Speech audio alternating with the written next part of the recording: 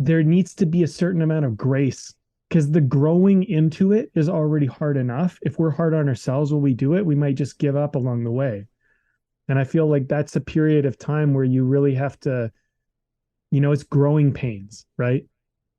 And I feel like that's an important thing for people to hear in this conversation. It's an important thing for us to discuss is like, you know, when you're in the gap, you know, what's it like? How do you deal with it? What's the approach? My best answer at this moment is just, I would say, to be kind to yourself and to be patient with yourself and to give yourself some grace and accept that it's part of the process, you know? Mm-hmm. And it's also not always about progress. Sometimes when you're in the growth stage, you're like, I need to be getting forward. I need to getting somewhere, moving something, gaining something, improving somehow. And sometimes it's not even about that. It's just about how you're processing the growth as you're growing.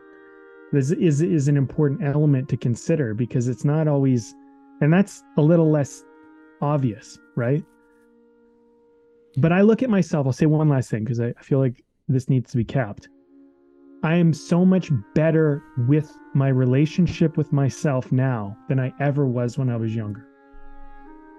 And I have to look at that as a huge win because the fact that I'm relating to myself in a much kinder, healthier way is growth.